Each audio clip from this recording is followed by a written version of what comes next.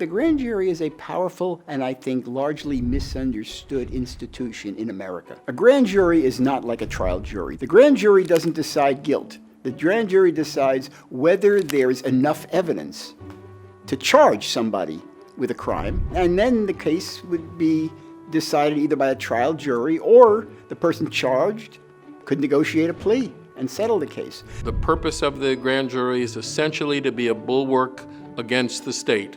So if somebody wants to accuse somebody of a crime, the grand jury is there to make a determination as to whether or not there is actually a basis for charging somebody with a felony. The grand jury is mentioned in the Fifth Amendment to our Constitution. The grand jury was originally intended to protect the innocent, to protect an individual against the overpowering weight of government, of the crown, of the king. The grand jury is a sword and shield for the people.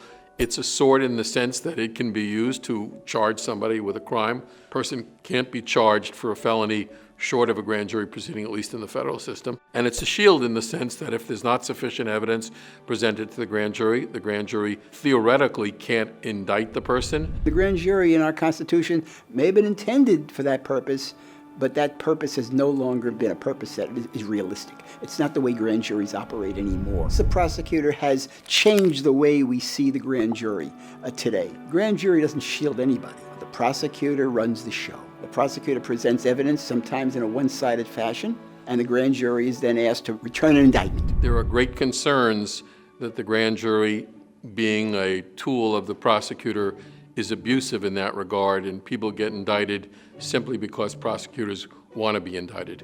I myself don't think that that's necessarily the case. So grand jury proceedings are important, and they are secret, confidential. The public doesn't know what happens inside a grand jury room. Only the grand jurors, the prosecutor, the court reporter taking down the evidence, and the witness. Those are the persons who know what happens in this inner sanctum. Protecting witnesses is an extremely important factor in grand jury secrecy. If a witness is coming forward only because he is gaining some kind of assurance from the prosecutor is that you won't have to publicly appear unless the case goes to trial, secrecy of grand jury series and grand jury proceedings is controversial. The defense feels that they haven't been told things that are going into the grand jury. I think I would reform the grand jury in terms of the nature of the evidence that grand juries can consider. I would reform the grand jury by giving judges much greater power over the grand jury. I would want the judges to be able to instruct the grand jury. I'd like the judges to see how the prosecutor interacted with the grand jury.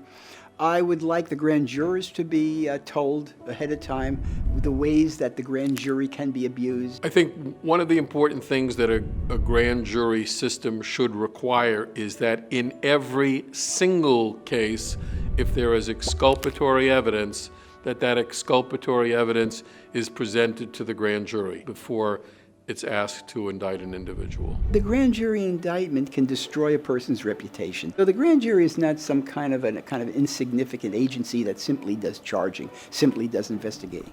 The grand jury has huge power to affect people's rights, to affect people's liberty in significant ways.